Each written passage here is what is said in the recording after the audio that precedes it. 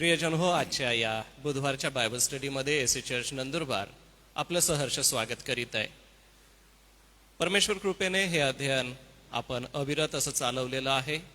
उन्हाळ्याच्या सुट्ट्या आता लवकरच सुरू होणार आहेत. त्यासाठी आपण या अभ्यासक्रमाकडे गंभीरतेने बघावं अशी मी आपणा सगळ्यांना विनंती करतो. व या अभ्यासासंदर्भात काही प्रश्न असतील, काही शंका असतील तर आपण वैयक्तिक रीतीने डॉक्टर रेव्हरेंड जी जयकर आहेत, सोबतच मी आहे, राजू मार्गे आहेत. आपण यांच्याशी संपर्क साधावात व या अभ्यासासंदर्भात आपल्याला काही शंका असतील तर आपण त्याचं निराकरण करून घ्यावं. एसी चर्च नंदुरबारच्या तर्फे चालवण्यात आलेलं हे अध्ययन आहे आणि हे अध्ययन आम्हा सगळ्यांच्या आध्यात्मिक वाढीसाठी उपयोगी होत आहे. सोबतच या अध्ययनाच्या काही नोंदी आहेत, त्या PDF स्वरूपामध्ये आपल्याला देण्यात येत आहेत. जर कोणाला हव्या असतील तर वैयक्तिक रीतीने तुम्ही आम्हाशी संपर्क साधा, आपणाला त्या पोहोचवण्याचा आम्ही प्रयत्न करू. प्रार्थनापूर्वक आजच्या अध्ययनाला आपण सुरुवात करणार आहोत. या अध्ययनाच्या मागे पुष्कळ कष्ट आहे, पुष्कळ मेहनत आहे.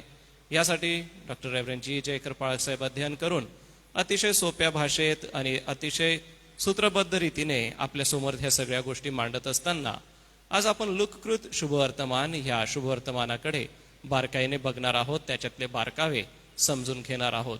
तर आपण सर्वप्रथम प्रार्थना करू आणि अध्ययनाला सुरुवात करू. आमच्या दयाळू परमेश्वर पित्या, पुन्हा एक वार आम्ही तुला धन्यवाद देतो, कारण की तू आपल्या आत्म्याच्या प्रेरणेने प्रेरणा देतोस लिहिण्यासाठी. प्रभू, तू लुकाला प्रेरणा दिली आणि लुकाने सुंदरसा संग्रह आमच्या समोर करून ठेवला. केवळ पौलाच्या संगतीमध्ये राहून तो प्रभू येशू ख्रिस्ताविषयी शिकू शकला आणि प्रभू येशू ख्रिस्ताला आपला तारणारा स्वीकारून त्याने प्रेषितांची कृत्य व लुकाचं शुभवर्तमान आमच्या समोर सादर केलं. प्रभू, अतिशय बारीक अतपासून इतीपर्यंतचा जो वृत्तांत आहे तो त्याने मांडण्याचा प्रयत्न केला. हे अध्ययन परमेश्वरा तुझ्या पवित्र आत्म्याच्या प्रेरणेने होत असतं आणि तीच प्रेरणा प्रभू तू डॉक्टर रेव्हरेंड जी जयकर साहेबांना दिलीस व पवित्र अध्ययनाचं बारकावे काय आहेत हे समजून घेऊन आम्हा सर्व पाळक वर्गांना आणि मंडळीतल्या प्रत्येक सदस्याला याचा लाभ कशा रीतीने घेता येईल व त्याच्यातली सत्यता कशी समजून घेता येईल याविषयी प्रभू तू त्यांना पवित्र आत्म्याच्या द्वारे प्रेरणा दिली व हे अध्ययन करण्यासाठी शक्ती सुद्धा दिली. मागील दिवसात त्यांच्या घशाला प्रभू तू स्पर्श केलास व बोलण्यासाठी शक्ती दिलीस, म्हणून आम्ही आभार मानतो. त्यांचं आरोग्य प्रभू तू आपल्या हाती घेऊन या अध्ययनासाठी तू त्यांना सज्ज करीत आहेस, त्यासाठी आम्ही आभार मानतो. व आजच्या अध्ययनासाठी प्रभू तुझी शक्ती आणि कृपा मागतो. पाळक साहेबांना बोलण्यासाठी तुझी कृपा दे, अनुग्रह दे. व आजचं अध्ययन आम्हा सगळ्यांसाठी आशीर्वादाचं कर. तांत्रिक गोष्टी आहेत, ऑनलाईन ही प्रक्रिया आहे, हे सगळं काही व्यवस्थित रीतीने होऊ दे पित्या. याद्वारे तुझं गौरव करून घे.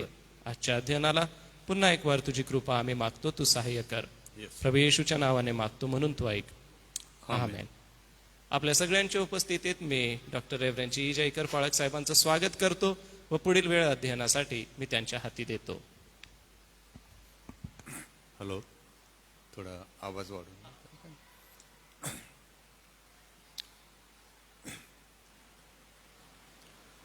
पुन्हा एकदा परमेश्वराचा आम्ही धन्यवाद करतो की त्याने आपल्याला बुधवारी 10 ते 11 दरम्यान संधी दिली की आपण अभ्यास एकत्रित करावा आणि देवाची इच्छा आपल्या जीवनासंदर्भात, मंडळी संदर्भात, आपण करीत असलेल्या कामासंदर्भात, वेगळ्या वेगळ्या विषयासंदर्भात काय आहे हे सुद्धा त्या अनुषंगाने समजून घ्यावं. हा अभ्यासक्रम बराचदा आपण कदाचित लक्षात येत नाही असं वाटत असेल, म्हणून पुन्हा एकदा सांगतो. हा अभ्यासक्रम बायबल शाळेसारखाच, कॉलेजसारखाच, बायबल सेमिनरी सारखाच आहे. फरक हा आहे का हा मंडळीमध्ये, मंडळीकरिता आणि मंडळीद्वारे करण्यात येतो. यामध्ये आपण सर्वच विद्यार्थी राहतो आणि सर्व मिळून अध्ययन करतो. जेव्हा की जेथे कॉलेज आहे, शाळा आहेत किंवा सेमिनरी आहे, तेथे एक प्राध्यापक किंवा एक शिक्षक सांगतो, दुसरे फक्त ऐकतात आणि त्यानुसार फक्त ती शाळा चालते आणि तेथे ठराविकच वयाच्या मुलांना, मुलींना, ठराविक शिक्षण घेतलेल्या लोकांनाच प्रवेश मिळतो. मंडळीमध्ये तसं होत नाही. आपण जो अभ्यासक्रम करीत आहोत त्याला आपण मंडळीमध्ये केलेला अभ्यासक्रम कोणता, ईश्वर विज्ञान विषयक अध्ययन आपण करत आहोत, जे तुम्हाला उच्च स्तरावर फक्त मिळेल. आणि मी जरी करीत आहे तरी यामागे काही कारणं सुद्धा आहेत. एक म्हणजे जो प्रशिक्षक असतो किंवा मार्गदर्शक असतो तो स्वतः उच्च प्रशिक्षित असला पाहिजे, यासाठी की इतरांना त्या पातळीपर्यंत आणण्यासाठी त्याची क्षमता असावी. दुसरी गोष्ट म्हणजे पवित्र शास्त्राचं ज्ञान, समतोल ज्ञान, पण पुरेसं ज्ञान असणं त्या प्रशिक्षकाला असणं गरजेचं आहे. आणि पुरेसं ज्ञान म्हणजे जे पवित्र शास्त्राचं सत्य आहे त्याबद्दल तोंड देता येईल अशा प्रश्नांना त्याला तोंड देता आलं पाहिजे. वादविवाद होतात, वादातीत प्रश्न निर्माण होतात, परंतु पवित्र शास्त्र शिक्षक असा असायला पाहिजे की त्याला अशा किचकट प्रश्नांना सुद्धा तोंड देता आलं पाहिजे. तिसरी महत्वाची गोष्ट म्हणजे पवित्र शास्त्राचं भाषा ज्ञान असणं गरजेचं असतं अशा स्तरावर. कारण पवित्र शास्त्राची भाषा इब्री आणि ग्रीक असल्यामुळे त्यातल्या त्यात आपण बोलत असलेल्या मराठीमध्ये मिश्र मराठी आहे, मिश्र हिंदी आहे, मिश्र गुजराती आहे, मिश्र इंग्रजी आहे, त्यात आपली स्थानिक भाषा आहे. त्यामुळे यामध्ये फार मोठी अडचण निर्माण होते. अशा वेळेला एक ठराविक ईश्वर विज्ञान विषयक शब्द किंवा संकल्पना समजावून सांगणं हे कठीण जातं. आपल्याला आपल्या मनासारखा अर्थ लावता येत नाही. जी पद्धत आहे, जे शास्त्र आहे म्हणजे विज्ञान आहे, त्यानुसारच अर्थ लावला जातो. म्हणून तिसरी आवश्यक गोष्ट ही आहे की प्रशिक्षकांना थोडंफार या भाषांचं मूलभूत ज्ञान असणं गरजेचं आहे. चौथी महत्वाची गोष्ट म्हणजे त्यांना जो अभ्यास करायचा आहे त्या अभ्यासाची सुटसुटीत रचना कागदावर करता आली पाहिजे, म्हणजे इतरांना त्याच्या नोंदी देता येतात. म्हणजे लॅपटॉपचा वापर करता येतो, प्रिंटरमध्ये तुम्ही नोंदी प्रिंट करू शकता, किंवा तुम्ही प्रोजेक्टर वापरू शकता, स्लाइड्स दाखवू शकता, किंवा नकाशे आहेत, तक्ते आहेत, त्यांचा वापर करू शकता. अनेक पद्धतीने हे करावं लागतं. हे सर्व साहित्य शाळांमध्ये उपलब्ध असतं, परंतु मंडळीमध्ये जेव्हा करतो आपण तर त्यांचा ठराविक वेळेलाच उपयोग होऊ शकतो. म्हणून ते केव्हा कसं वापरायचं याचं ज्ञान आवश्यक असतं. म्हणून चर्च बेस्ड थिओलॉजिकल एज्युकेशन म्हणजे मंडळी केंद्रित असणारं ईश्वर विज्ञान अध्ययन, या माध्यमातून आपण हा अभ्यास करत आहोत. आणि हा अभ्यास आपण सर्व मिळून सर्व चर्चेसमध्ये सर्व सेवक एकत्र येऊन सर्व मंडळांचे सभासद मिळून आपण करत आहोत. हा सर्वांसाठी आहे. म्हणून कृपा करून लक्ष द्या. नोंदी दिल्या जातात त्याकडे लक्ष द्या. ऑनलाईन केलं जातं तेव्हा जॉईंट व्हा, ऐका, बरोबर समजून घ्या. काही प्रश्न असल्यास सांगा. आतापर्यंतच्या या झालेल्या कारभाराच्या वर्षामध्ये कोणी काही प्रश्न केले नाहीत आणि बऱ्याच जणांनी पाहिलं सुद्धा नाही असं मला वाटतं. कारण मी जे सादर करत आहे तुम्हाला त्याला कोणी पण आव्हान केलं तरी माझी अशी खात्री आहे की हे अत्यंत बरोबर असंच मी दिलं आहे. आणि त्यावर काही वाद असू शकतात तर ते आपण समजून घेऊ शकतो. म्हणून कृपा करून या दिवसामध्ये जो अभ्यासक्रम आपण मंडळी केंद्रित ईश्वर विज्ञान मालिका जी करत आहोत त्यामध्ये आपण नव्या कराराची तोंडओळख आणि प्रस्तावना असा इंग्रजीमध्ये विषय आहे. Introduction to the New Testament. आणि त्यामध्ये आपण 27 पुस्तकं एकत्र एक एक करीत जात आहोत. 2 बुधवारपूर्वी मत्तयाचं शुभवर्तमान आपण बघितलं, त्याच्या महत्वाच्या नोंदी घेतल्या आणि त्याचा विषय बघितला आणि काही महत्वाचे टप्पे येशूच्या जीवनाचे ते पण पाहिले. मागच्या आठवड्यामध्ये झालेल्या बुधवारी मार्काचं शुभवर्तमान घेतलं. मार्काच्या सुवर्तमानाच्या महत्त्वाच्या नोंदी घेतल्या आणि त्याचे काही विषय घेतले आणि असंच का असा विषय करून अनेक काही माहिती घेण्याचा आपण प्रयत्न केला. आज आपण लुकाच्या सुवर्तमानामध्ये जाणार आहोत आणि थोडा वेळ तुम्ही व्यवस्थित ऐका अशी माझी आपणाला विनंती आहे. मोबाईलवर आपण ऐकत असाल तर आपण इयरफोन लावून घ्या कानाला, म्हणजे अधिक चांगल्या प्रकारे आपल्याला ऐकू येईल. लॅपटॉप असेल आणि जरी आवाज कमी असेल तर तुम्ही स्पीकरला जोडून घ्या, म्हणजे तुम्हाला ऐकता येईल.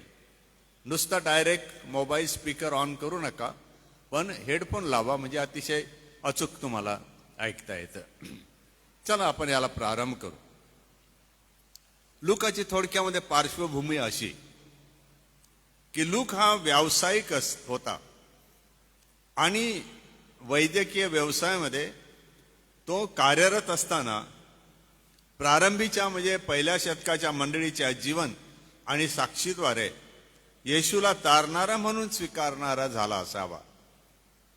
लूक ख्रिस्ताकडे कसा आकर्षित झाला तर कदाचित त्यावेळच्या अंत्योकिया आणि सिलिसिया या भागात असणाऱ्या मंडळीच्या जीवनाच्या प्रभावाने तो झाला असावा. काही वेळेला मला असं वाटतं की जो छळ लोकांचा झाला, मारहाण झाली, त्यामध्ये कदाचित माझा अंदाज आहे हा की ज्या वेळेला जखमी झालेले काही विश्वासणारे लूकच्या दवाखान्यामध्ये जात असतील तर कदाचित लूक हे विचारत असावा की बाबा रे, ही जखम कशाची, काय झालं नेमकं.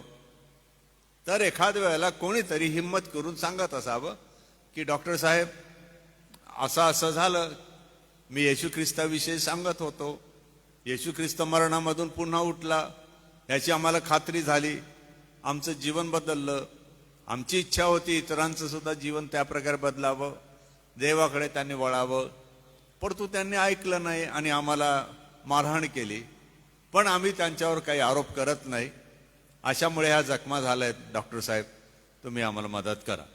आणि लूक ते कदाचित बघत असावा आणि ऐकत असावा आणि त्यामुळे त्याच्या मनामध्ये येशू ख्रिस्ताविषयीचं आकर्षण हे वाढलं असावं आणि मग तो त्या भागातल्या मंडळांमध्ये फिरला असावा किंवा त्यांच्या जीवनाकडे पाहून त्यालाही असं वाटलं असावं की हा येशू ख्रिस्त आहे तरी कोण, की जो लोक असं म्हणतात ज्याच्याबद्दल की आमच्या पापांची क्षमा करतो, आम्हाला आयुष्य देतो, आमचे रोग कधी कधी बरे करतो, आम्हाला तो सांभाळतो, आमच्याशी तो बोलतो, आम्ही त्याच्याशी बोलतो, तो यरुशलेमेमध्ये मारण्यात आलेला येशू नासरेतकर तो हा ख्रिस्त प्रभू आहे. या साक्षीमुळे लुकाच्या जीवनावर प्रभाव पडला असावा. दुसरी महत्वाची गोष्ट त्याच्या संदर्भात अशी आहे, त्याने लेखन हाती घेतलं होतं तर ते संशोधन ग्रंथ म्हणून हाती घेतलं. लुकाचं सुवर्तमान अध्याय 1 वचने 1 ते 4 जर आपण वाचले तर थिओफिलस नावाच्या त्याच्या मालकाला किंवा एका मोठ्या सज्जनाला तो लिहिताना असं म्हणतो, लुकाचं सुवर्तमान अध्याय 1 ते 4 असं म्हणतो तो की ज्या गोष्टींसंबंधाने आपल्यामध्ये पूर्ण खात्री झाली आहे त्या गोष्टी, ज्या गोष्टींची पूर्ण खात्री झालेली आहे त्या गोष्टी आरंभापासून प्रत्यक्ष पाहणारे लोक व वचनाचे सेवक यांनी आम्हा सांगून ठेवलेला वृत्तांत लिहून काढण्याचे काम पुष्कळाने हाती घेतले आहे. यास्तव थिओफिल महाराज, मलाही वाटले की सर्व गोष्टींचा मुळापासून नीट शोध केल्यामुळे मी त्या आपल्याला अनुक्रमाने लिहाव्या, यासाठी की ज्या वचनांचे शिक्षण आपल्याला देण्यात आले आहे त्यांचा निश्चितपणा आपल्या लक्षात यावा. दुसऱ्या वचनामध्ये तो त्याचा उद्देश स्पष्ट करतो. तो म्हणतो की या गोष्टी ज्या मुळापासून नीट शोधल्या त्या अनुक्रमाने लिहाव्या. अनुक्रमाने म्हणजे जशा घडल्या तशा एका मागे एक, 1 2 3 4 5 अशा क्रमाने मी त्या लिहाव्या. कोणत्या गोष्टी ज्याबद्दल सांगण्यात आले, ज्या पाहण्यात आल्या, पुष्कांनी ज्या हाती घेतल्या लिहिण्यासाठी, त्या सर्व गोष्टींचा मुळापासून नीट शोध करणं. मुळापासून म्हणजे झाड जर आहे तर नुसतं पानं आणि फळ किंवा फांद्या किंवा खुंट पाहून आपण समजू शकत नाही. त्याची मुळं सुद्धा आहेत, त्याचा उगम आहे. मुळापासून नीट हा शब्द फार महत्वाचा आहे. मला वाटलं तसं, लोकांनी सांगितलं तसं, मला वेळ मिळाला तसा, जमलं तसं, असं नाही. नीट म्हणजे व्यवस्थित, भक्कमपणे ज्याची मला खात्री झाली त्यानुसार मी त्याचा शोध केला. देवाच्या वचनाचं सत्य लूक शोधू लागला. कशा बाबतीमध्ये? ज्याच्याबद्दल त्याने ऐकलं. कोणाबद्दल ऐकलं? येशू ख्रिस्ताबद्दल. आणि तो म्हणतो की त्याचा मुळापासून नीट शोध घेणं. दुसरी गोष्ट तो 4थ्या वचनामध्ये म्हणतो. तिसरी गोष्ट, पहिली आहे मुळापासून नीट शोध घेतला, दुसरा अनुक्रमाने लिहायच्या, तिसरं आहे की ज्या वचनाचे शिक्षण आपल्याला देण्यात आले आहे त्यांचा निश्चितपणा आपल्या लक्षात यावा. म्हणजे तो असं म्हणतो की मी जे करत आहे त्याच्या मागे माझा उद्देश काय? तेफील महाराज, तुम्हाला शिकवण्यात आलं हा येशू ख्रिस्त कोण, त्याने काय केलं, तो काय आहे. पण त्याबरोबर तुम्हाला सुद्धा खात्री व्हावी की जे तुम्ही ऐकलं, जे अनुभवलं ते बरोबर आहे.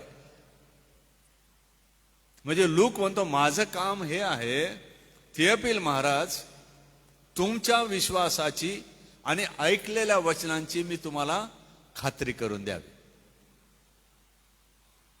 हे त्याचं मूळ कारण तो सांगतो. धडा आपल्याला घ्यायला पाहिजे, परंतु मी सर्व त्याचं लागूकरण करत नाही. धडा हा यामध्ये की मंडळीमध्ये आपण जेव्हा लोकांना सुवार्ता सांगतो, शिक्षण देतो, सद्बोध करतो, प्रवचन करतो, ऐकणाऱ्यांची खात्री करून देण्यासाठी काय व्यवस्था आपल्याकडे आहे? कोणी आहे का की जो त्याची खात्री करून देईल? जसं उदाहरणार्थ आज बुधवारी लूकाबद्दल सांगत असताना ऐकणारे आपण सर्व इतरांना कशी मदत करू शकाल? म्हणून तुम्हाला पहिले समजणं गरजेचं आहे. आणि ते समजण्यासाठी तुम्ही काय करायला पाहिजे? जरी इतरांनी हे लिहून काढण्याचं ठरवलं असेल तरी तुम्ही स्वतः त्या गोष्टींचा मुळापासून नीट शोध घेतला पाहिजे की बुधवारी जे ऐकलं ते शास्त्रोक्त बरोबर आहे. आणि कसं ठरवायचं ते? 2 प्रकारचे नियम. पहिला नियम, लेट बायबल प्रूव्ह बायबल. पवित्र शास्त्रालाच पवित्र शास्त्राचं सत्य प्रमाणित करू द्या. पवित्र शास्त्राला पवित्र शास्त्राचे सत्य काय करू द्या? प्रमाणित करू द्या, स्थापित करू द्या.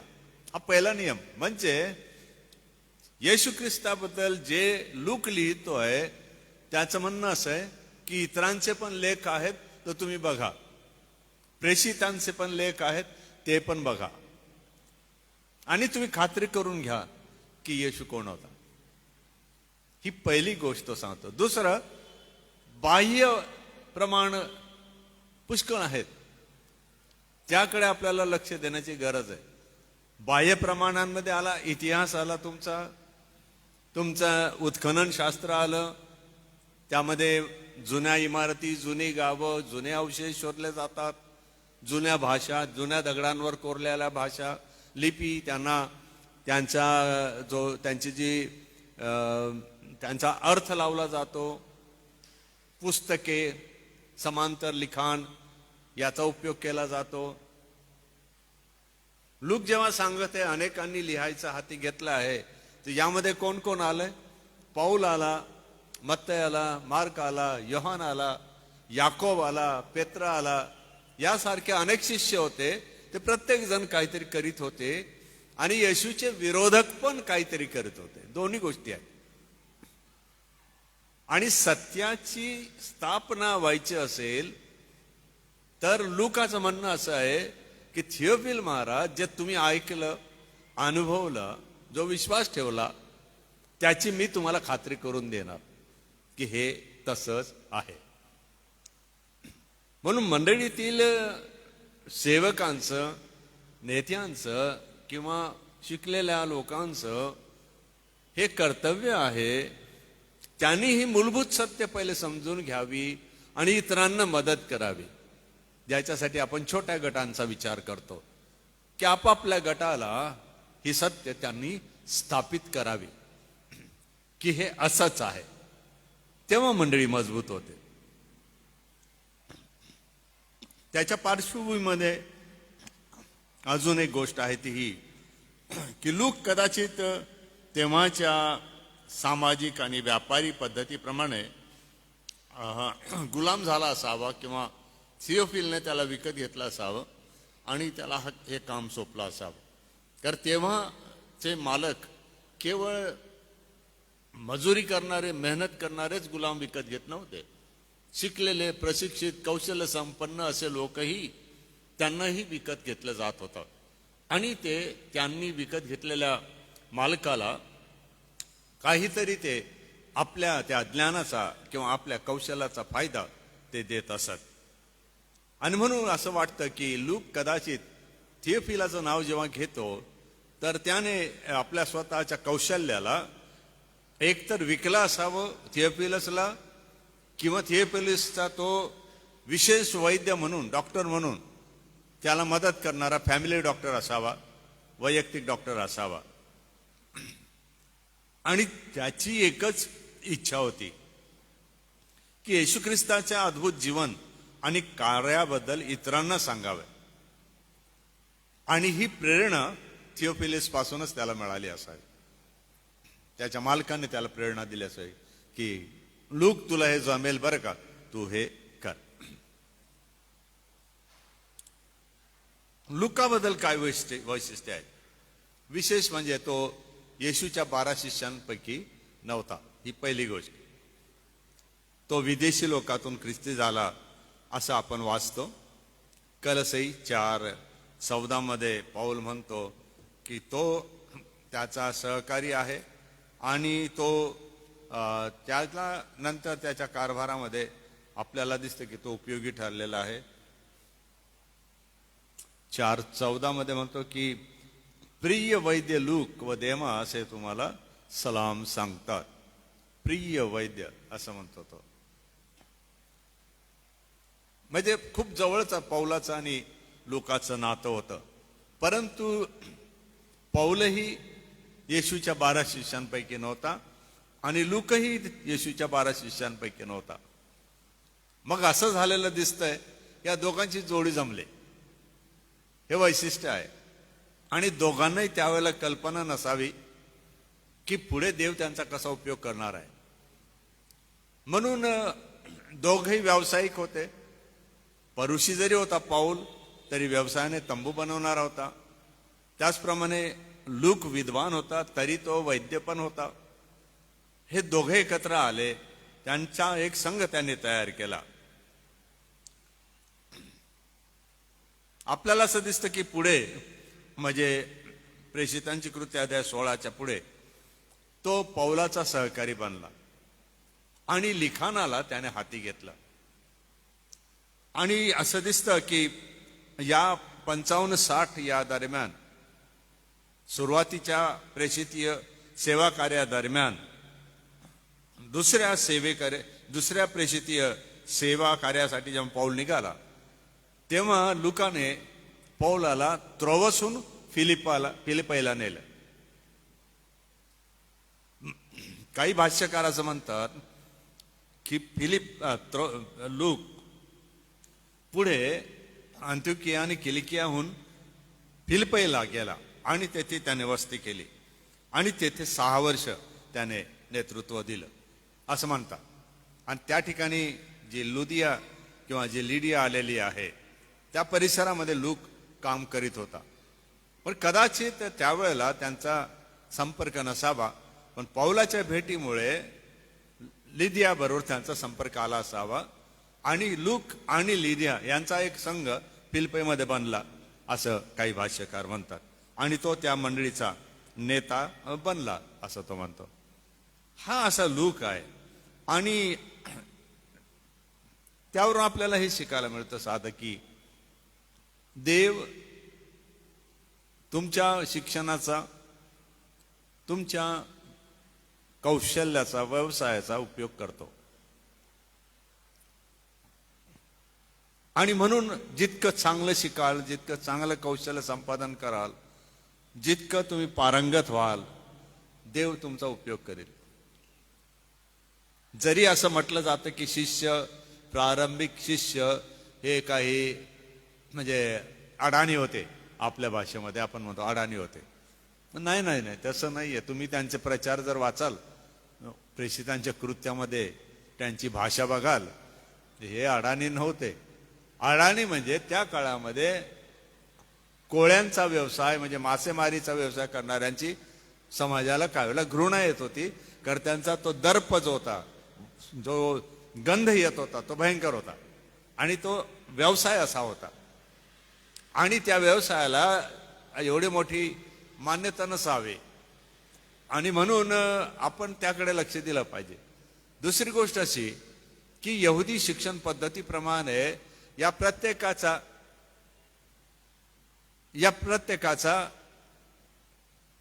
प्राथमिक पाया जो आहे शिक्षणाचा तो घातला जात होता.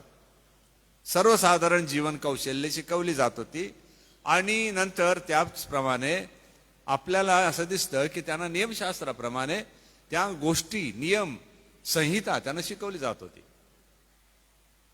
म्हणून लूक विदेशी असल्यामुळे आपल्याला असा प्रश्न येऊ शकतो लुकाचं शुभवर्तमान वाचताना की तो जुन्या कराराचा जेव्हा पण उल्लेख करतो तर तो यहुदी नसताना कसं काय करतो. त्याचा अर्थ असा आहे की त्याने जुन्या कराराचा सुद्धा अध्ययन केलं म्हणून. कारण पौलासारख्या विद्वान प्रेषिताचा सहकारी बनणं केवळ ओझे उचलण्यापुरतं नव्हतं. प्रत्येकाला तो ओझी घेऊन फिरावीच लागत होती, परंतु पौल अतिशय मोठ्या स्तरावरची विद्वत्ता वापरून लोकांना सुवार्ता सांगत असे आणि सर्वसाधारण लोकांना पण सुवार्ता सांगत असे. पण त्याच्या संघामध्ये या 15-16 जणांच्या टोळीमध्ये विद्वान भरलेले होते, कौशल्य संपन्न लोक होते.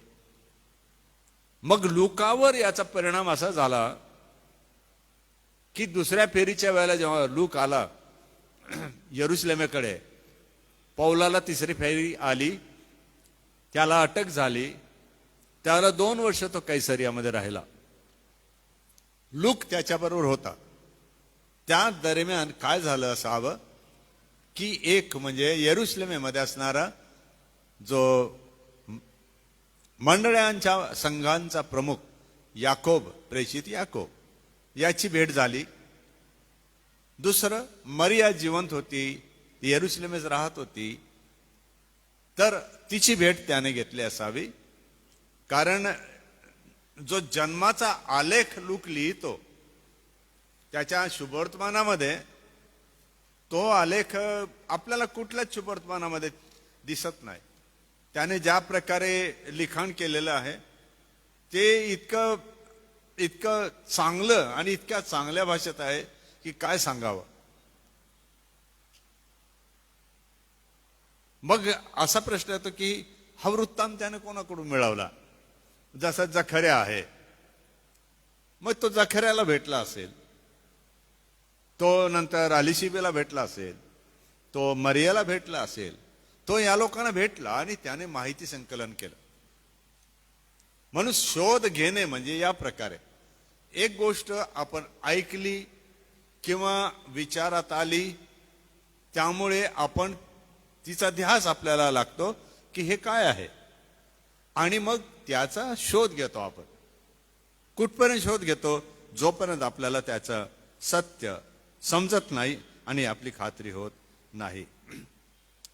या पुस्तकात, लुकाच्या पुस्तकाचा मुख्य विषय आहे येशू ख्रिस्त मनुष्य आहे, मनुष्याचा पुत्र आहे. हा मुख्य विषय आहे. लूक 22:69. आणि तेथे येशू म्हणतो, तरी येथून पुढे मनुष्याचा पुत्र सर्व समर्थ देवाच्या उजवीकडे बसेल. येशू स्वतः त्याची खात्री देतो.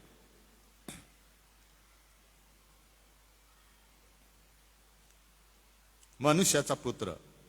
दुसरं, हा मनुष्याचा पुत्र म्हणजे दानियल 7:13 यामध्ये सांगितलेला मनुष्याचा पुत्र की जो योग्य न्याय निवाडा करण्यास देवापासून येणारा मशिया आहे, आणि तो देह धारण करून येईल आणि सर्व मानवजातीला देवाचा कळवळा, प्रेम, दया, न्याय जाहीर करेल. तिसरी गोष्ट त्याच्या विषयामध्ये आहे की रोमी लोकांना कळावे की येशू ख्रिस्त मनुष्याचा पुत्र म्हणजे ख्रिस्त हा आदर्श मानव आहे. तर ग्रीकांना कळावं की हा आदर्श देव मनुष्य आहे. दोन गोष्टी तो सांगत आहे. रोमी लोकांनाही आदर्श मनुष्य मानव, तर ग्रीकांना तो सांगत आहे येशू ख्रिस्त कोण आहे? आदर्श देव मनुष्य, गॉड मॅन. एकच शब्द आहे बरं का. देव मनुष्य असे दोन शब्द नाही, देव मनुष्य. आणि म्हणून त्यालाच सेवा आणि राज्य करण्याचा अधिकार आहे असं लूक म्हणतो. वंशावळीबद्दल मी तुम्हाला विस्तारित विवरण दिलेलं आहे, ते तुम्ही वाचू शकता. परंतु वंशावळी साधारणपणे मरिया दाविदापासून नाथानाची कन्या आहे, आणि तेथून तो मागे जात आदामाला जाऊन भिडतो, आणि आदाम हा त्याचा मूळ पिता आहे वंशावळीप्रमाणे. म्हणजे तो देवाचा पुत्र आहे असं तो तेथे जाहीर करतो. या वंशावळीमध्ये बऱ्याच गोष्टी आहेत, तुम्हाला मी आकडेमोड दिलेली आहे, तुम्ही ती पाहू शकता. या शुभवर्तमानाची रूपरेषा आपण लिहायला पाहिजे तर लिहू शकता. थोडा आवाज वाढवा त्याचा, थोडासा वाढव. या शुभवर्तमानाची विषयानुसार रूपरेषा. अध्याय 1:1-4. अध्याय 1:1-4.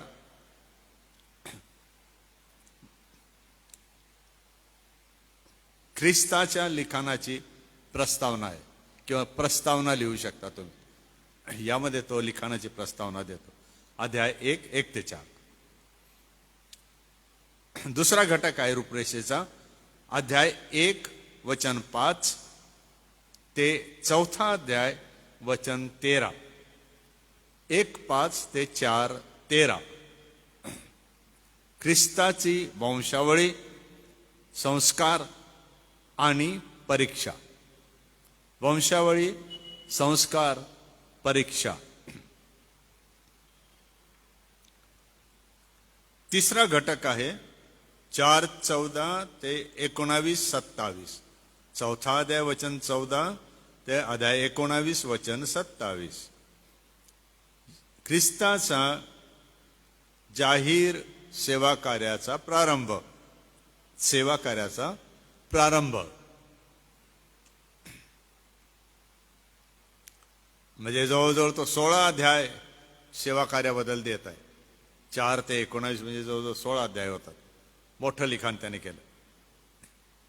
चौथं घटक या रूपरेषेमध्ये आहे अध्याय 19 वचन 28, 19-28 ते 23वा अध्याय वचन 56, 23-56. 19:28 ते 23:56. ख्रिस्ताचा नाकार आणि मृत्यूदंड. ख्रिस्ताचा नाकार आणि मृत्यूदंड. याला तो 5 अध्याय देतो आणि 5वा घटक 24वा अध्याय आहे पूर्ण, ख्रिस्ताचे पुनरुत्थान आणि स्वर्गारोहण. ख्रिस्ताचे पुनरुत्थान आणि स्वर्गारोहण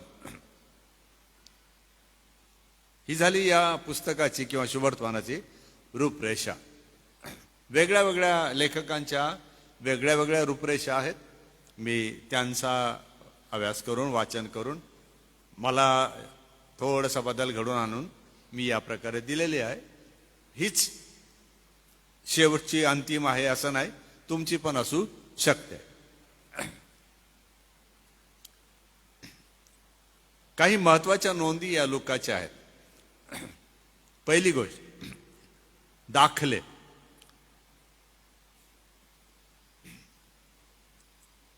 या शुभवर्तमानामध्ये 11 दाखले फक्त लुकाचे आहेत. 11 दाखले फक्त कोणाचे आहेत? लुकाचे. म्हणजे याचा अर्थ असा की मत्तयात पण काही आहेत आणि मार्कातही आहे, लुकातही काही आहे.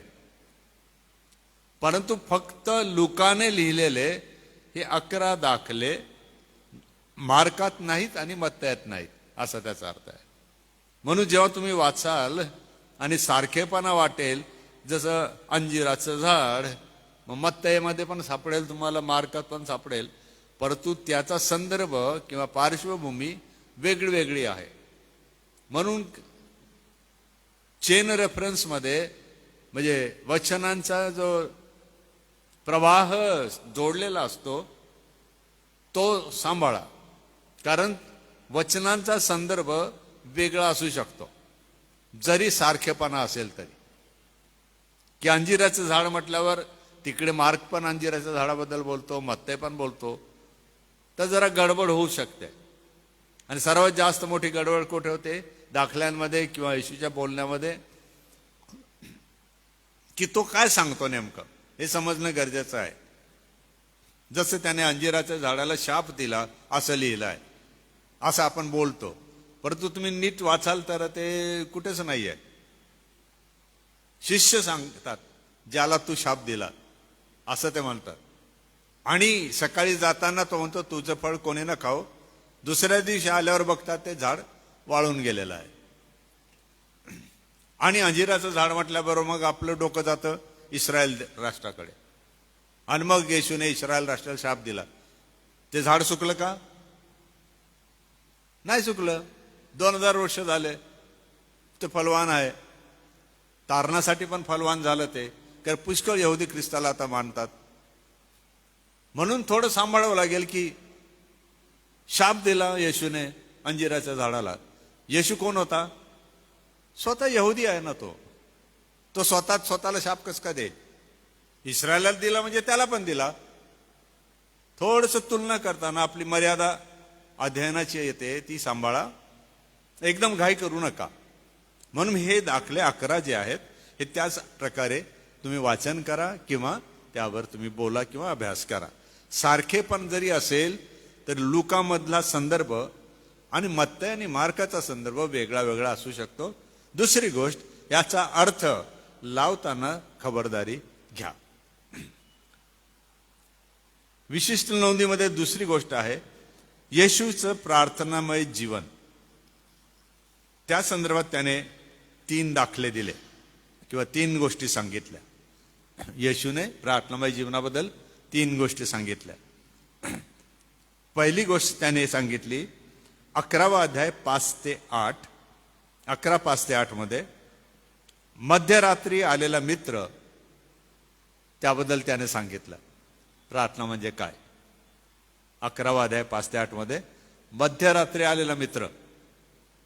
दुसरा दाखला आहे 18वा अध्याय 1 ते 8.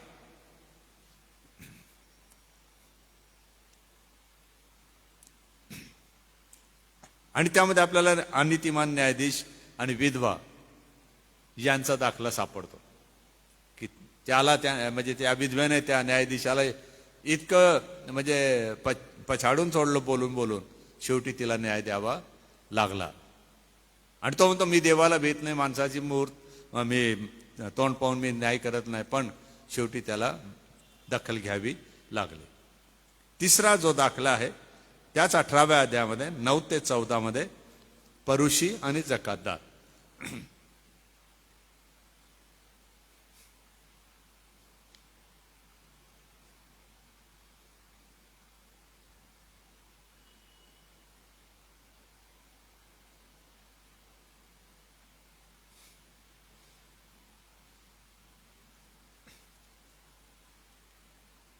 तुम्हाला अजून येशूने आणि प्रार्थनेबद्दल काय सांगितलं, त्याने स्वतः काय केलं ते जर पाहायचं असेल तर तुम्ही नोंदीमध्ये बघून घ्या, अशी मी तुम्हाला विनंती करतो.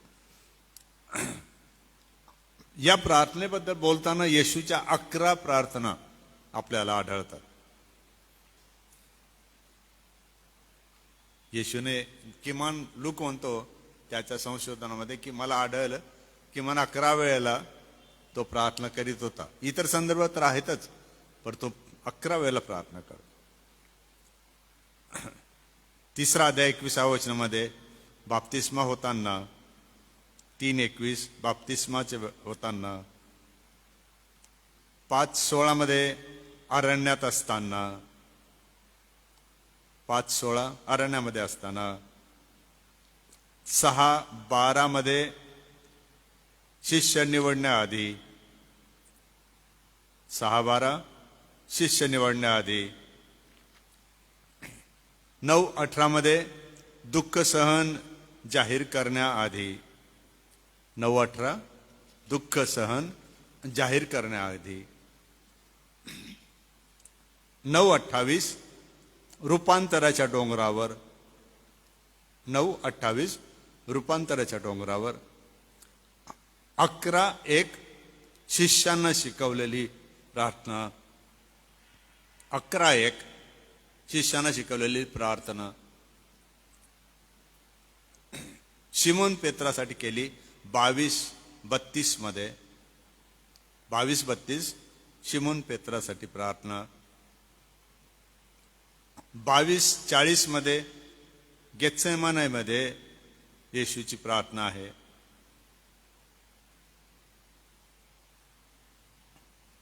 22:44 मध्ये पुन्हा गेत्सेमानेमध्ये प्रार्थना आहे. 10वी प्रार्थना 23:34 मध्ये आहे, क्रुसावर केलेली प्रार्थना आहे, 23:34, आणि 23:46 मध्ये सुद्धा क्रुसावर केलेली प्रार्थना आहे. अशा येशूच्या किमान 11 प्रार्थना आहे.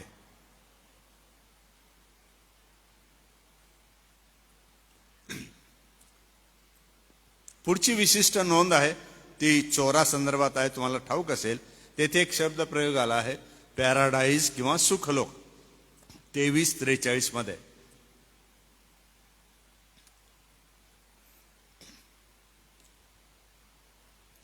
आणि हा शब्द प्रयोग फक्त लुकाने विशेष जोर देऊन वापरलेला आहे.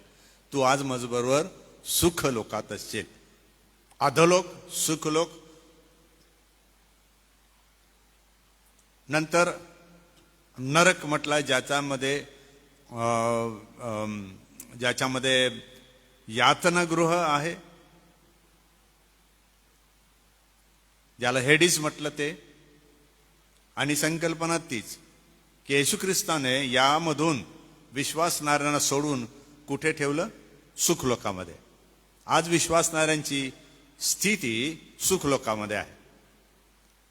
जेवढे नीतिमान त्याने सोडवले जुन्या करारातल्या काळातले ते आतापर्यंतचे, जोपर्यंत तो येत नाही तोपर्यंत सर्वांना सुखलोकात. तर एक फार मोठी व्यापक संकल्पना लूक वापरतो. ही मुळात पारशी संकल्पना आहे आणि त्याचा अर्थ, पॅराडाईजचा अर्थ आहे सुखाची बाग, बगीचा, समाधानाचा बगीचा, शांतीचा बगीचा. ही पारशी लोकांची संकल्पना उचलली आणि तोच शब्द पण उचलला, पॅराडाईज, जो रूपांतरित झाला.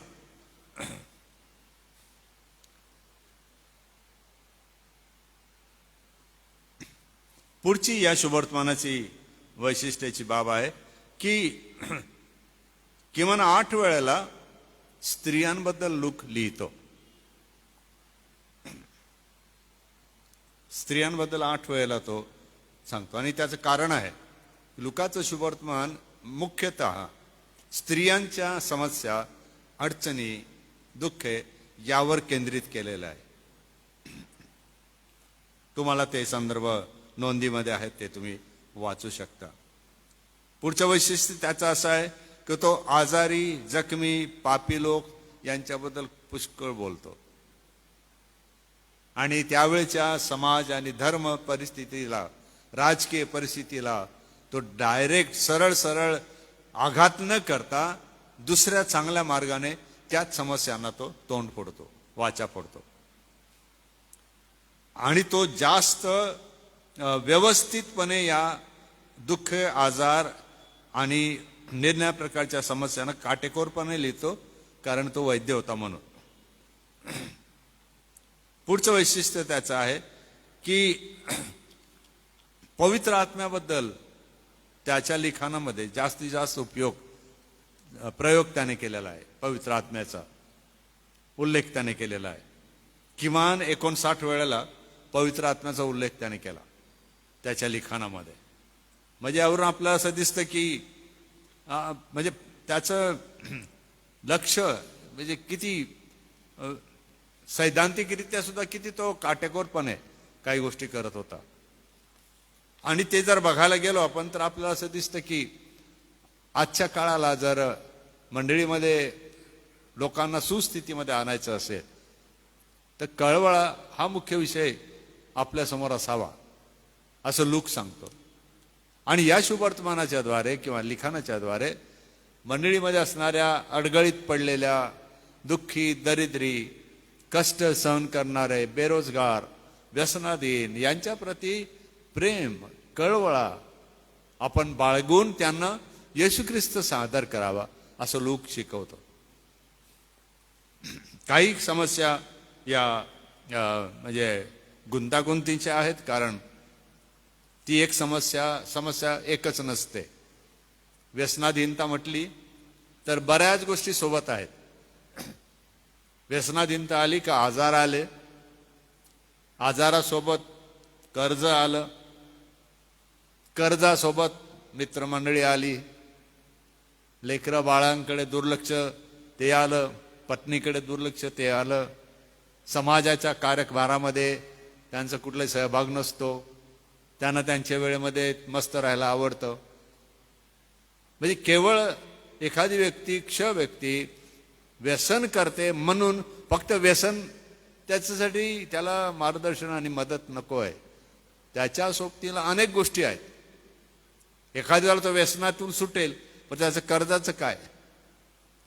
व्यसनातून सुटला तरी पत्नीचे संबंध नीट होतील का? लेकरांचे संबंध नीट होतील का? समजा लेकरं आहेत तर लेकरांपैकी कोणी चुकीचे निर्णय घेतले असतील, म्हणजे मित्राबरोबर निघून गेली मुलगी, राहू लागते, बाप बोलू शकत नाही, ती ऐकत नाही, आईचं कोणी ऐकत नाही, अशी भयंकर मानसिक आणि कौटुंबिक परिस्थिती निर्माण होते. तर लूक जेव्हा हे सांगतो तेव्हा तो काही गोष्टींना जोडतो आणि मग सांगतो. आणि त्याचा उद्देश हा की कळवळा, त्याचा उद्देश नियम, न्याय, दंड नाहीये. कळवळा, दया आणि प्रीती, विशेषतः क्षमाशीलता.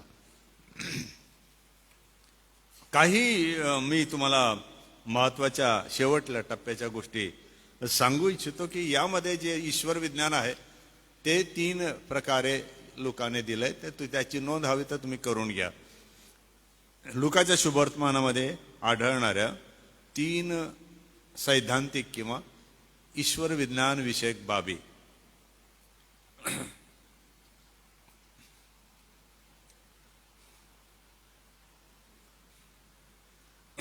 पहिला विषय तो हाताळतो तो आहे मुक्तीचा सिद्धांत किंवा मुक्तीचं ईश्वर विज्ञान किंवा स्वातंत्र्याचा जाहीरनामा.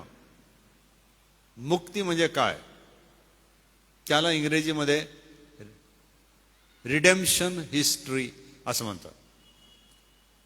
देवाने गतकाळामध्ये सुटका कशी केली, मुक्ती कशी दिली आणि तो आज कशी तो देतो, हा एक सिद्धांत फार महत्वाचा त्याने वापरलेला आहे.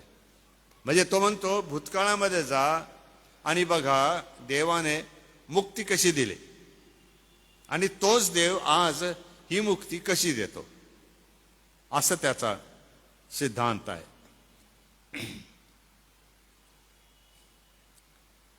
ही मुक्ती पहिल्याने तो असं म्हणतो की नियमशास्त्र आणि संदेष्टे म्हणजे जुन्या करारामध्ये आढळते. जेव्हा पण आपण मुक्तीचा सिद्धांत पाहतो तर लोक म्हणतो कुठे बघा तुम्ही, पहिले जुना करार आणि संदेष्टे म्हणजे जुन्या करारात बघा, लॉ अँड प्रॉफिट्स त्याच्यात बघा.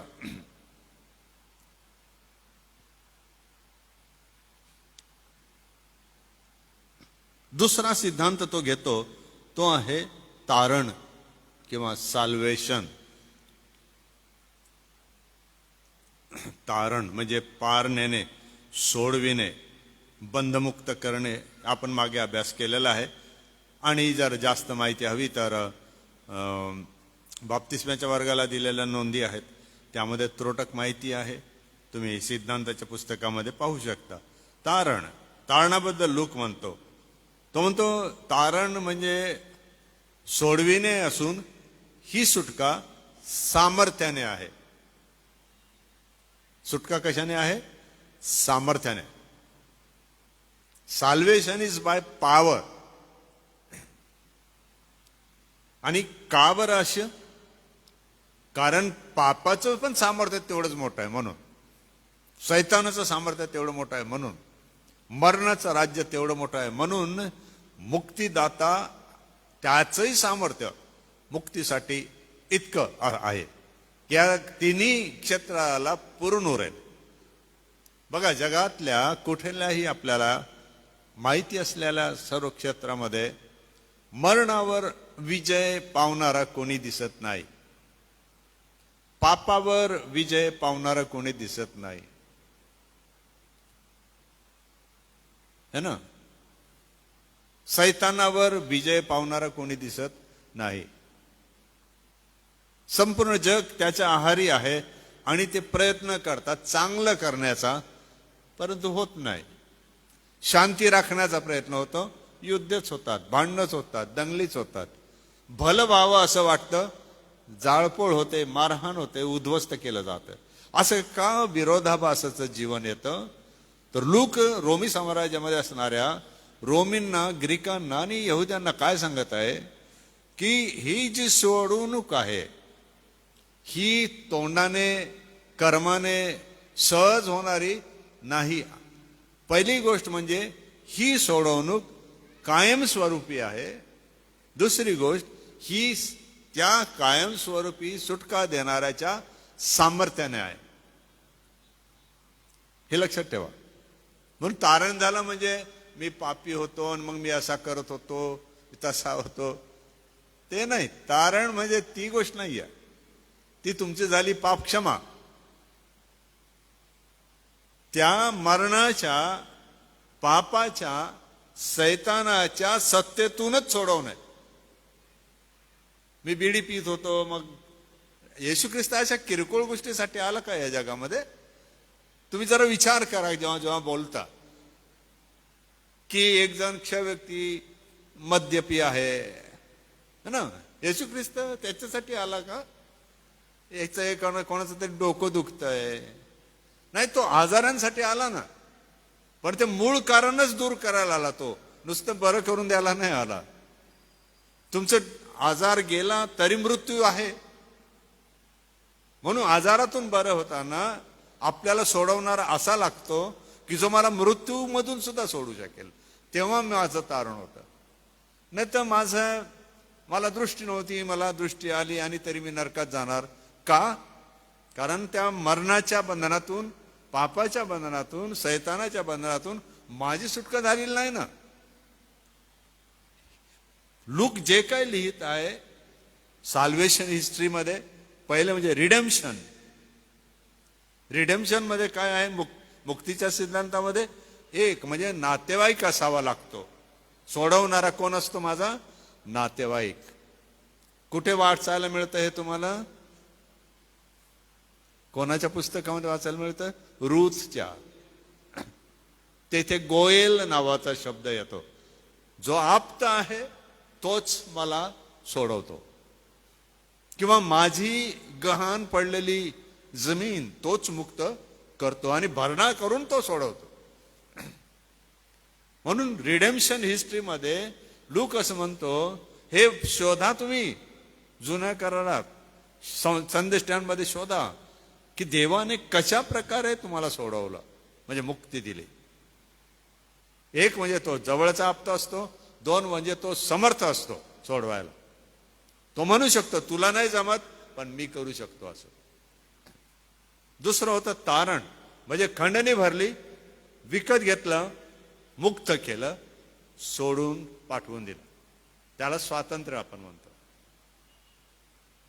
म्हणून जेव्हा आपण याबद्दल विचार करतो, दुःख किंवा व्यसनाधीनता काय, तर लूक असं म्हणतो येशू ख्रिस्त त्यासाठी नाही आला. याच्यासाठी तर येशूने काही केलं आहे, जरूर केलं आहे, पण ते येशूचं ध्येय नव्हतं. गावोगावी फक्त मरणच तो दूर करत आहे, आंधळे बरे करत आहे, लंगड्यांना चालण्याची शक्ती देत आहे, असं करत नाही फिरला तो. फक्त त्याने ते केलं, पण तो कशासाठी आला? आपल्याला सोडवण्यासाठी, म्हणजे तारण. तिसरी गोष्ट यामध्ये आपल्याला वाचायला मिळते, म्हणजे सैद्धांतिक किंवा ईश्वर विज्ञान विषयक ती आहे येणारा भविष्यकाळ, भविष्यातलं युग. तो सिद्धांत आहे ज्याला एस्कॅटॉलॉजी असं आपण म्हणतो. भविष्यात काय घडेल, काय होणार, आणि लूक यावर जोर देऊन सांगतो. आणि फार महत्वाच्या काही गोष्टी सांगताना तो म्हणतो की येशू जे बोलला तसंच होणार. म्हणजे तीन गोष्टी सांगताना त्याची साखळी अशी, जो मुक्ती देतो तो इतका समर्थ आहे का तो खंडणी भरून सोडू शकतो, जेव्हा की ती खंडणी भरण्यासाठी दुसरे असतात पण ते भरू शकत नाही. पण एकमेव येशू ख्रिस्त असा आहे की जो त्या बंधनातून, त्या कर्जातून, त्या पाशातून सोडवतो. आणि विशेषतः तीन क्षेत्रातून, पापातून, मरणातून, शैतानाच्या बंधनात. आणि ज्यांना तो सोडवतो त्यांना तो मुक्त करतो, म्हणजे तारण देतो. म्हणतो की तुम्ही आता सुटलात.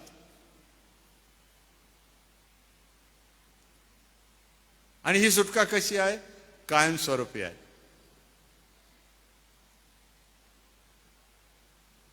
आणि मग तो तिसरी गोष्ट सांगतो की त्यांना एक आशा आहे भविष्य काळामध्ये. जे मानणार नाहीत, जे विश्वास ठेवणार नाहीत, त्यांना काही आशा नाही. म्हणून हा जो ख्रिस्त तो सांगतो तो तसा आहे. तुम्हाला ऐकायला आवडेल 2 मिनिटं, तर मी फक्त वाचून दाखवतो की लुकाबद्दल जे लिखाण झालं त्याबद्दल, ज्याला मंडळीचे पितामह म्हणतो आपण, चर्च फादर्स आणि मंडळीचे प्रमुख म्हणतात. पहिली गोष्ट आहे आयरेनियस. हा म्हणतो, हा 175-95 या सालामध्ये जे पाखंडी मतवादी आले होते त्यांच्याबद्दल म्हणतात. आयरेनियस म्हणतात की पौलाने सांगितलेल्या सुवार्तेप्रमाणे लुकाने ऐकून घेतल्यावर शुभवर्तमान लिहिले.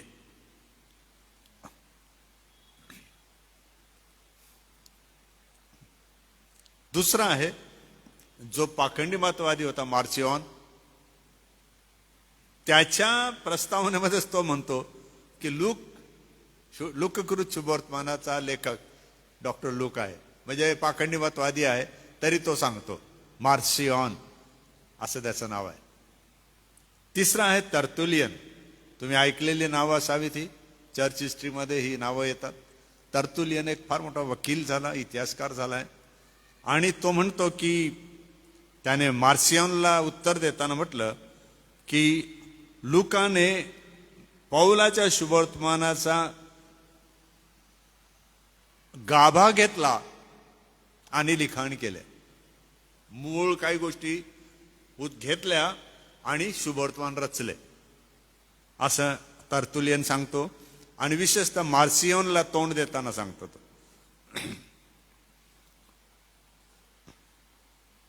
हा शब्द आपण ऐकला की नाही मला माहित नाही. मोराटोरियन फ्रॅगमेंट्स किंवा दस्तावेज फार महत्वाचा आहे अभ्यास करण्यासाठी. मोराटोरियन दस्तावेज हा साधारणपणे दस्तावेज 180-200 इसवी सनाचा आहे.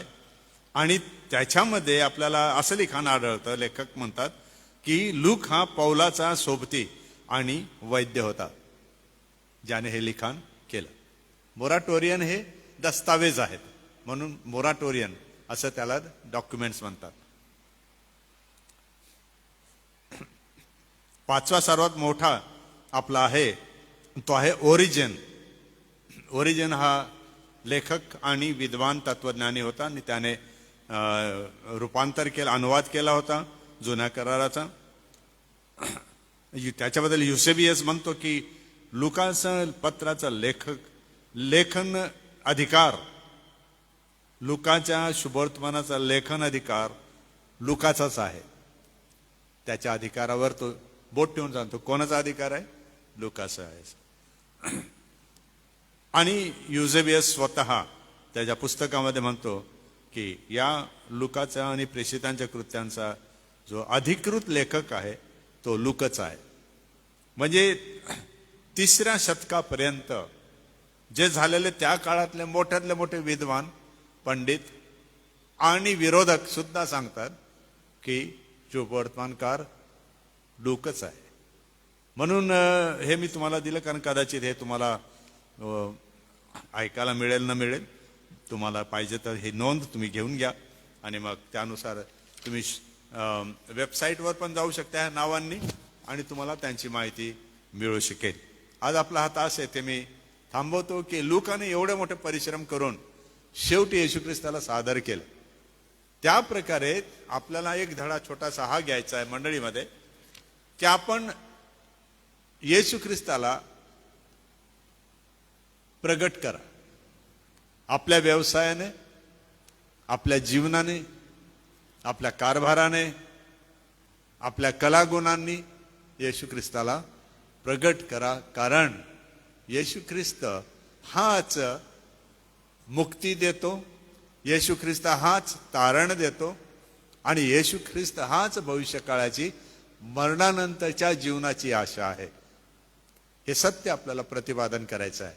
आणि म्हणून लुकाच्या शुभवर्तमानाचा थोडक्यामध्ये परामर्श घेताना या काही गोष्टी मी दिल्या आहेत. आपल्याला मी PDF टाकलेली आहे, आपण त्याचं अधिक वाचन करून अध्ययन करू शकता.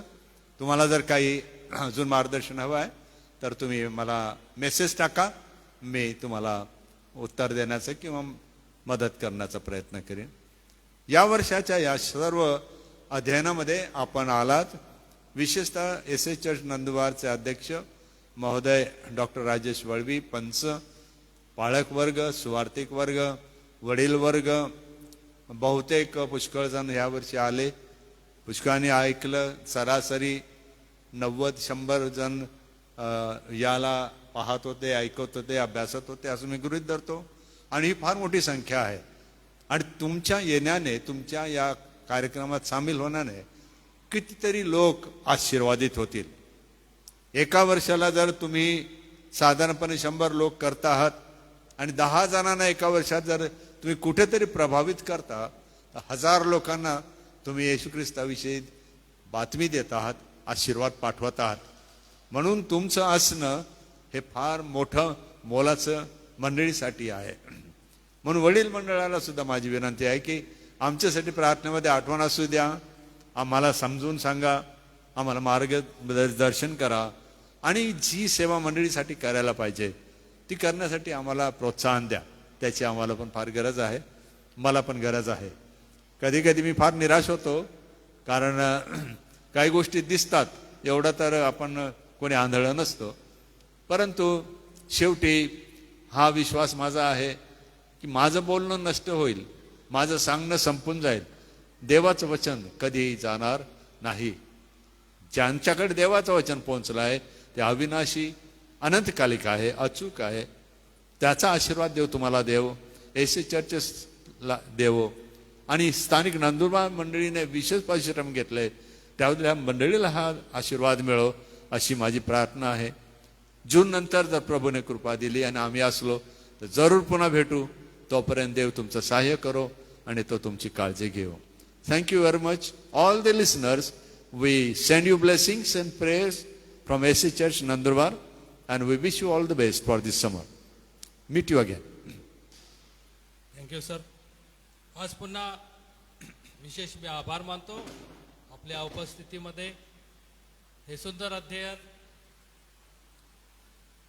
झालेलं आहे आणि म्हणून आदरणीय डॉक्टर रेव्हरंड गडिन पाळक साहेब यांचे विशेष मी आभार मानतो, कारण गेल्या पुष्कळ दिवसापासून ते या अध्ययनामध्ये अतिशय कष्ट करत आहे आणि आपल्या श्रमाच्या द्वारे ते देवाचं वचन आपल्यापर्यंत पोहोचवित आहे. आजच्या या अध्ययनासाठी देखील मी विशेष आभार मानतो की लुकाच्या या शुभवर्तमानामधून अगदी सविस्तरपणे त्यांनी देवाचं वचन आमच्यापर्यंत पोहोचवलेलं आहे. उपस्थित जे ऑनलाईन बांधव आहे त्यांचे देखील आम्ही आभार मानतो. माजी अध्यक्ष आदरणीय डेनिस अंकल देखील उपस्थित आहे, त्यांना देखील सलाम सांगतो आणि त्यांचे देखील विशेष मी आभार मानत आहे. यावेळेस आम्ही शेवटच्या भागाकडे जात आहे आणि आजच्या या अध्ययनासाठी येणाऱ्या सेवा कार्यासाठी आपण विशेष प्रार्थना करू. आपल्यामध्ये उपस्थित रेव्हरंड विश्वास पाडवी साहेब आहे, ते पुढे येतील आणि आज विशेष ते प्रार्थना करतील. मग प्रभूची प्रार्थना म्हणू आणि रेव्हरंड आदरणीय अनुप पाळक हे आशीर्वाद देतील आणि आपण संपवणार आहोत.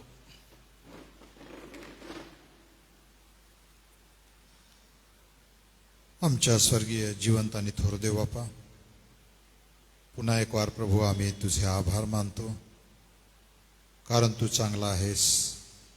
आणि प्रभू तुझ्या सेवकांबद्दल, तुझ्या दासांबद्दल, मंडळी आणि विश्वासणाऱ्यांबद्दल तुझ्या उत्तम अशा योजना आहेत.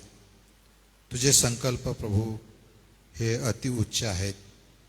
आणि प्रभू या गोष्टी समजून घेण्यासाठी जो आम्ही तुझ्या वचनामध्ये रममान होतो तो प्रभुदेव बापा, त्या वचनातलं सत्य अतिशय अद्भुत रीतीने आमच्यासमोर प्रगट होत असतं.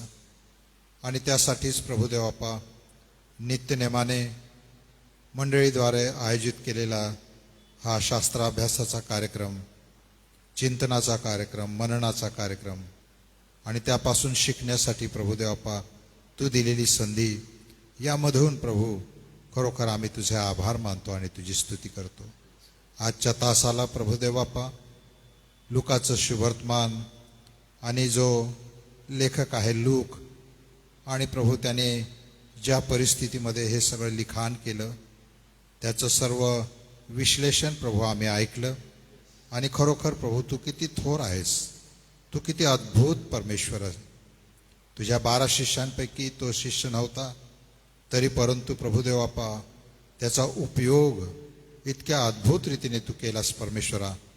आणि खरोखर येशू ख्रिस्त हा मानवाचा पुत्र कसा हे वर्णन करत असताना प्रभू आम्ही तुझ्या नावाला धन्यवाद देतो.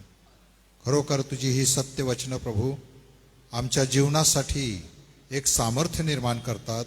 एवढंच नव्हे प्रभू, जगाला हे शिक्षण देण्यासाठी, ही स्वार्था सांगण्यासाठी देखील प्रभू आम्हाला विश्वास देतात. म्हणून आम्ही तुझे आभार मानतो, तुझी स्तुती करतो. डॉक्टर रेव्हरंड ग्लॅडविन जयकर यांच्या संपूर्ण या दिलेल्या अभ्यासक्रमामध्ये प्रभुदेव बापा आम्ही खरोखर त्यांच्या जीवनाबद्दल देखील आभार मानतो.